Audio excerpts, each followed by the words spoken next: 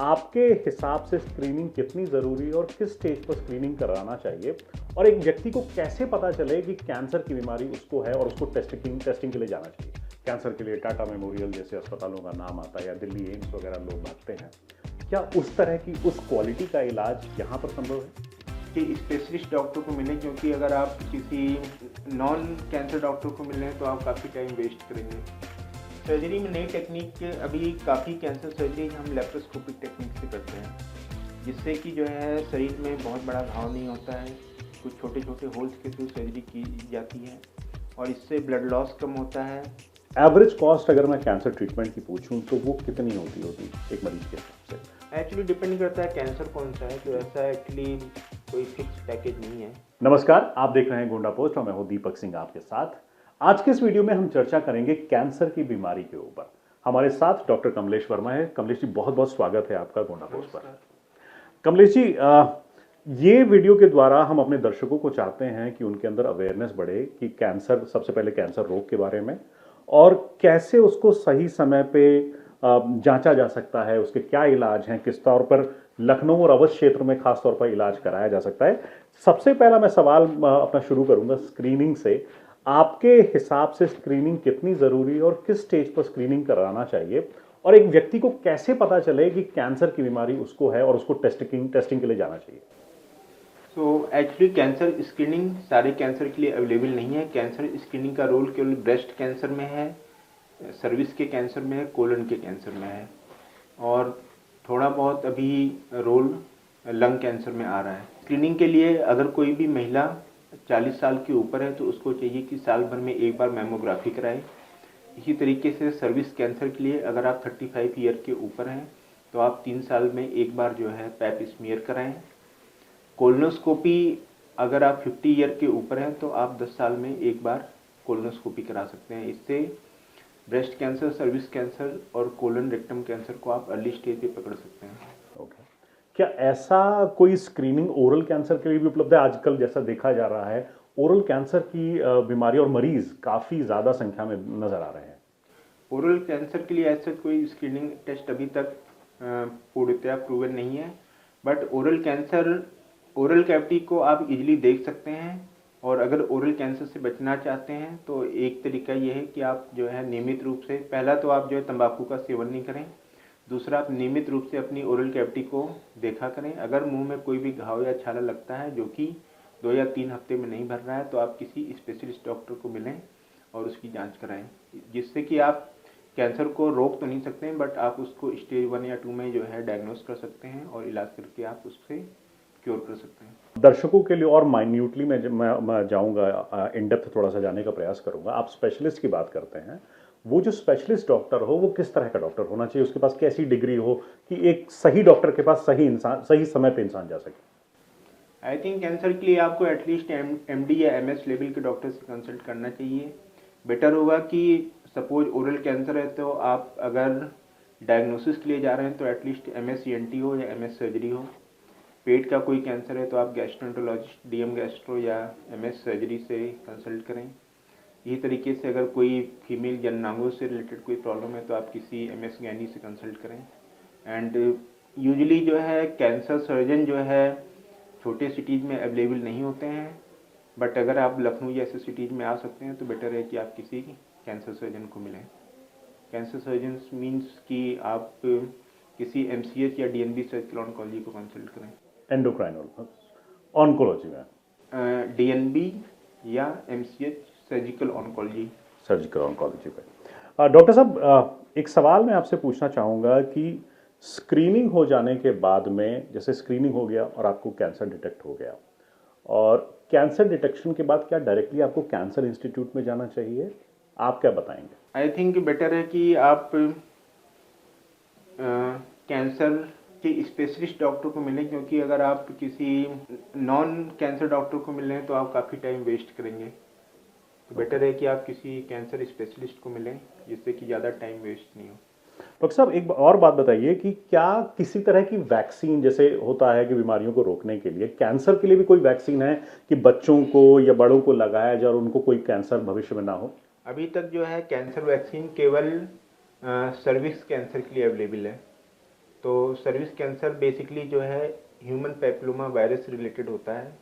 तो अगर जो है लड़कियां स्पेशली जो कि यंग एज ग्रुप में हैं, स्पेशली 9 टू 18 ईयर ओल्ड, उनमें अगर HPV वैक्सीन लगाया जाए तो फ्यूचर में सर्विक्स कैंसर होने की प्रोबेबिलिटी काफ़ी घट जाती है। ओके, तो ये जो सर्विक्स कैंसर है इसके लिए वैक्सीन अवेलेबल है? सर्विक्स कैंसर के लिए अवेलेबल है। और ये कब लगाया जा सकती है वैक्सीन? बेसिकली सर्विक्स कैंसर की वैक्सीन सेक्सुअल एक्टिविटी स्टार्ट होने के पहले लगाई जाती है।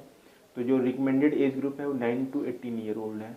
ओके, उसके बाद में अगर महिलाएं लगाएं तो क्या कुछ उतना इफेक्टिव नहीं है, उतना इफेक्टिव? क्योंकि तब तक अगर आप सेक्सुअली एक्टिव हैं तो वायरस का एक्सपोजर ऑलरेडी हो चुका होगा, तो वैक्सीन उतना इफेक्टिव नहीं रहेगी। और क्या अन्य किसी और कैंसर के लिए वैक्सीन उपलब्ध है? नहीं। और अन्य किसी के लिए नहीं। अब डॉक्टर साहब दूसरे स्टेप पर आते हैं कि कैंसर हो चुका है किसी पेशेंट को, अब उसको सर्जरी के दौर से गुजरना है। 3 तरह की चीज़ें समझ में आती हैं जो कैंसर बीमारी की सर्जरी में होती हैं। एक तो नॉर्मल सर्जरी, रेडिएशन का नाम आता है और कीमोथेरेपी का नाम आता है। इन तीनों की अहमियत क्या है और तीनों का रोल क्या है कैंसर ट्रीटमेंट में? एक्चुअली ब्लड कैंसर एक ऐसा कैंसर है जिसको कि आप जो है कीमोथेरेपी से पूरी तरीके से क्योर कर सकते हैं। ब्लड कैंसर के अलावा जितने भी कैंसर हैं उनको अगर आप पूरी तरीके से सही करना चाहते हैं तो आपको उनको सर्जिकली रिमूव करना ही पड़ेगा, या दूसरे शब्दों में बोलें तो जितने भी सॉलिड कैंसर हैं अगर आप उनको पूरी तरीके से क्योर करना चाहते हैं तो सर्जरी मस्ट है। अब इसमें डिपेंड करता है कि अगर कैंसर स्टार्टिंग में है, छोटा साइज है, तो हम लोग most of the time direct surgery करते हैं। बट अगर साइज बढ़ गया है, जिसको कि हम टेक्निकली लोकली एडवांस्ड कैंसर बोलते हैं, ऐसे कैंसर को हम पहले डाउन साइज करते हैं फिर सर्जरी करते हैं। डाउन साइज करने के लिए हम कीमोथेरेपी या रेडियोथेरेपी का यूज़ करते हैं। सपोज अगर ब्रेस्ट कैंसर है तो हम कीमोथेरेपी देंगे, रेक्टम का कैंसर है या इसोफेगस का कैंसर है तो हम पहले रेडियोथेरेपी दे करके साइज को छोटा करेंगे फिर सर्जरी करेंगे। मतलब कि ये जो रेडियोथेरेपी और कीमोथेरेपी होती है कैंसर के साइज को छोटा करने के लिए है, उसके बाद सर्जरी तो आप करेंगे ही करेंगे, उसका परमानेंट इलाज है। जितने सॉलिड ट्यूमर्स हैं उनमें रेडियोथेरेपी या कीमोथेरेपी सप्लीमेंट्री है। ओके, सो सर्जरी मस्ट है। रेडियोथेरेपी और कीमोथेरेपी को हम पहले या बाद में, या कभी कभी कीमोथेरेपी को पहले और बाद दोनों, सर्जरी को सप्लीमेंट करने के लिए यूज़ करते हैं। आप केवल कीमोथेरेपी से पूरी तरीके से क्योर नहीं कर सकते। इसी तरीके से रेडियोथेरेपी से भी कैंसर को पूरा क्योर कर दें और वापस नहीं आए, संभावना कम रहती है। ये एक भ्रांति, बहुत बड़ी भ्रांति लोगों के बीच डॉक्टर साहब ने इस बात को स्पष्ट किया है कि कीमोथेरेपी और रेडियोथेरेपी से अगर आप सिर्फ इलाज समझ रहे हैं कैंसर का तो वो संभव नहीं है। वो एक सप्लीमेंट्री थेरेपी है, आपकी सर्जरी के साथ सहयोग करके आपके कैंसर को नष्ट करती है। अगर आपके परिवार में या आपके संबंध में, आपके मित्रों में कोई ऐसा व्यक्ति है जो कैंसर से पीड़ित है तो आप उसको यही राय दीजिए कि वो सर्जरी के लिए जाए और एक अच्छे डॉक्टर से एक अच्छे हॉस्पिटल में जाए जहां पर कैंसर का इलाज संभव है और सही तरीके से सर्जरी, कीमोथेरेपी और रेडियोथेरेपी का मिश्रण करके उसका इलाज हो सके। राइट डॉक्टर साहब? करेक्ट। अच्छा डॉक्टर साहब, दूसरा अहम पहलू है सही मशीनों का, ऑपरेशन के सही नई टेक्नोलॉजीज का, उनका सही तरीके से इस्तेमाल हो पाना और उनका एक्सेस हो पाना। किस तरह की नई टेक्नोलॉजीज कैंसर के क्षेत्र में आई हैं जो इलाज को बेहतर बना रही हैं और अच्छा बना रही हैं, जल्दी टर्न अराउंड टाइम हो रहा है, लोगों का रिकवरी जल्दी हो पा रही है, उस नई तकनीकों के बारे में थोड़ा बात करिए। सर्जरी में नई टेक्निक के अभी काफ़ी कैंसर सर्जरी हम लेप्रोस्कोपिक टेक्निक से करते हैं, जिससे कि जो है शरीर में बहुत बड़ा घाव नहीं होता है, कुछ छोटे छोटे होल्स के थ्रू सर्जरी की जाती है और इससे ब्लड लॉस कम होता है और अगर कट नहीं है तो रिकवरी पीरियड शॉर्ट रहता है, आप जल्दी डिस्चार्ज हो सकते हैं हॉस्पिटल से, एंड पेन भी रिलेटिवली काफ़ी कम रहता है। इसके अलावा ड्यूरिंग सर्जरी अभी हम काफ़ी टेक्नोलॉजीज़ का यूज़ करते हैं, जैसे हार्मोनिक हो गया, डेगाश्योर हो गया, जिससे कि जो है ड्यूरिंग सर्जरी ब्लड लॉस कम होता है, सर्जरी काफ़ी क्लीन होती है, एंड अगर ब्लड लॉस कम है तो आपकी रिकवरी फास्ट होती है, आप जल्दी डिस्चार्ज हो सकते हैं। ओके, एक और बात बताइए डॉक्टर साहब, कॉस्ट एक बहुत बड़ा फैक्टर होता है कि किसी भी तरह की सर्जरी एक अच्छे खासे कीमत के साथ आती है, आपको मोटे पैसे खर्च करने पड़ते हैं। तो वो लोग जो गरीब तबके के लोग हैं उतना अफोर्ड नहीं कर सकते, एक बड़ी रकम प्राइवेट अस्पतालों में नहीं दे सकते, वो किस तरीके से कैंसर का इलाज कर रहे हैं? कैंसर में इलाज अच्छा होना चाहिए, सस्ता नहीं होना चाहिए। So we should go for best treatment, not for cheap treatment. And private setup में भी अभी काफ़ी गवर्नमेंट फैसिलिटीज़ हैं, जैसे कि मुख्यमंत्री राहत कोष, जिससे कि जो है गवर्नमेंट 2 बार में 2.5 लाख देती है। आई थिंक 5 लाख रुपए एक अच्छा अमाउंट है, जिससे कि आप काफ़ी कुछ ऑलमोस्ट कंप्लीट या नहीं तो 80-90% ट्रीटमेंट आप कंप्लीट कर सकते हैं। मतलब उस 5 लाख रुपए के कोष से लगभग 90% या फिर कहें कि 100% एक्चुअली डिपेंड करता है कि कैंसर कौन सा है। किस लेवल का? Suppose breast cancer I think 100% आपका पूरा ट्रीटमेंट 5 लाख में कंप्लीट हो जाएगा। ओके। कुछ ट्रीटमेंट कुछ कैंसर है जिनमें कि सर्जरी कॉस्टली होती है, सपोज इसोफेगस कैंसर हो गया, बट उनमें भी आप थोड़ा बहुत पैसा अपनी तरफ से लगा करके और बाकी मुख्यमंत्री राहत कोष की हेल्प से आप ट्रीटमेंट कंप्लीट कर सकते हैं। ओके। अब सरकारी अस्पताल वर्सेस प्राइवेट अस्पताल, एक कैंसर के मरीज को कहाँ जाना चाहिए, आपकी जो भी राय रहेगी उसके थोड़ा प्रोस एंड कॉन्स बताकर अपनी राय बताइए। आई थिंक वहाँ जाना चाहिए जहाँ पे ट्रीटमेंट अच्छा हो और टाइमली मिले। ओके। अच्छे ट्रीटमेंट से क्या पर्याय है? अच्छे ट्रीटमेंट मीन्स कि आपको क्वालिफाइड डॉक्टर्स जिसकी स्पेशली कैंसर में ट्रेनिंग है वो आपका इलाज करें। ओके। और मैं अब देवी पाटन मंडल जो गोंडा का पड़ता है उसके आसपास जो सबसे बेहतरीन शहर जहाँ पे चिकित्सा सुविधाएं उपलब्ध हैं वो लखनऊ है। लखनऊ के अंदर अगर मैं अच्छे कैंसर के इलाज की बात करूं, आप स्वयं ग्लोब अस्पताल में हैं। ग्लोब अस्पताल में किस तरह की सुविधाएं उपलब्ध हैं और लोग उसका कैसे उपयोग कर सकते हैं?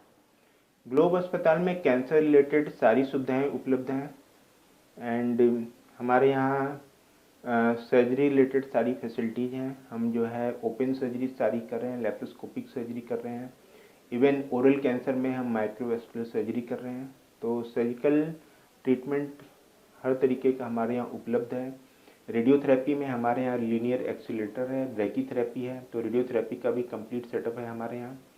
कीमोथेरेपी में हमारे यहाँ 2 मेडिकल ऑन्कोलॉजिस्ट हैं जो कि टाटा से ट्रेंड हैं, सो कीमोथेरेपी का भी हमारे पास कंप्लीट सेटअप है।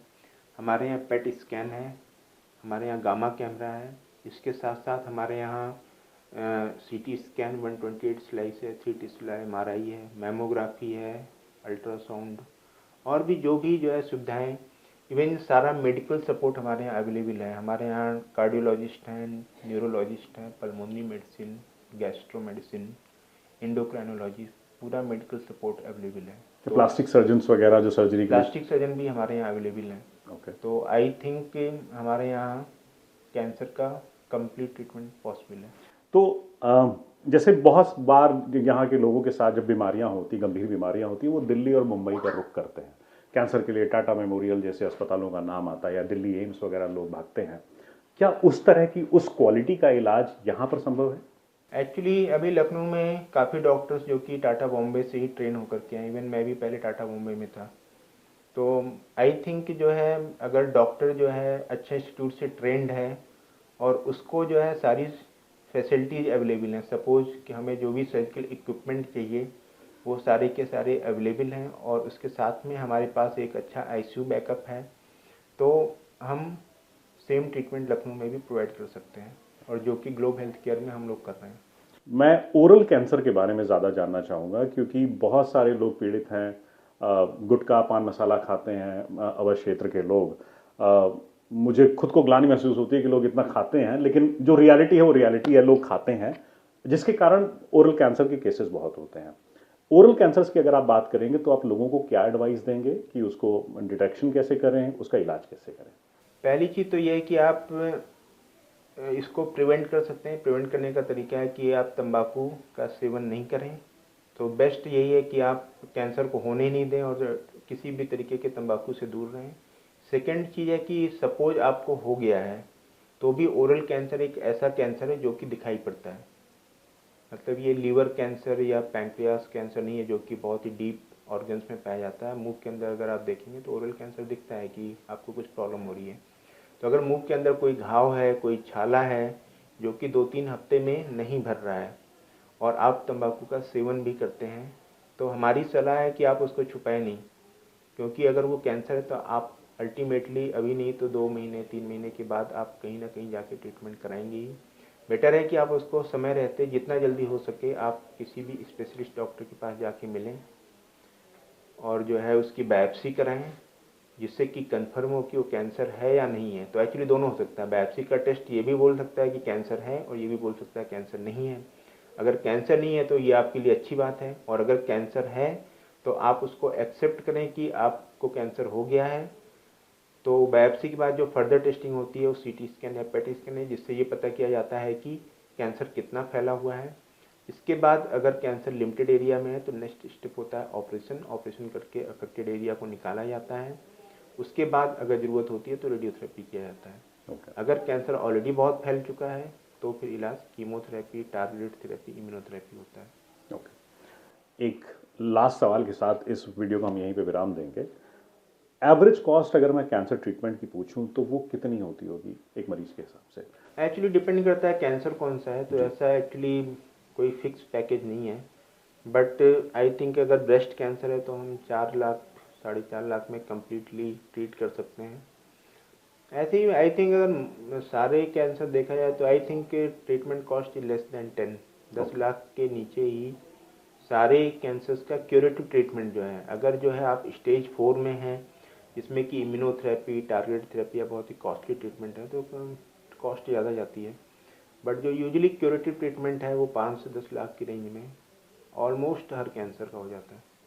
फाइनली डॉक्टर साहब, हमारे दर्शकों को, गोंडा पोस्ट के दर्शकों को एड्रेस करके बताइए कि अगर किसी मरीज को आपसे संपर्क करना है और आपके द्वारा सलाह लेनी है कैंसर ट्रीटमेंट के बारे में, तो वो मरीज क्या करे और आप तक कैसे पहुंचे? मैं लखनऊ में ग्लोब हेल्थ केयर में मंडे टू सैटरडे अवेलेबल रहता हूँ। तो आप गूगल पे सर्च कर सकते हैं ग्लोब हेल्थ केयर, वहाँ से अपॉइंटमेंट लेकर के आप मुझे मंडे टू सैटरडे के बीच में कभी भी आप आके कंसल्ट कर सकते हैं। टाइमिंग 9 to 5 है, सुबह 9 बजे से 5 बजे के बीच में मैं यहाँ पे डेली अवेलेबल रहता हूँ। बहुत बहुत धन्यवाद डॉक्टर वर्मा। आप हैं डॉक्टर कमलेश वर्मा, जो कि कैंसर के स्पेशलिस्ट सर्जन इन ग्लोब हॉस्पिटल लखनऊ। अगर आपके परिवार में संबंधी कोई भी व्यक्ति ऐसा है जो कैंसर से पीड़ित है, आपसे भी संपर्क कर सकता है इलाज के लिए। जैसा कि डॉक्टर साहब ने कहा, कैंसर का डिटेक्शन बहुत ज़रूरी है। समय पर डिटेक्ट करिए, अच्छे स्पेशलिस्ट को दिखाइए, आप उसकी चेकअप कराइए और ये डिटेक्ट करवाइए कि वो कैंसर है या नहीं। उसके बाद एक स्पेशलिस्ट के पास जाकर एक अच्छे प्राइवेट अस्पताल में जाइए।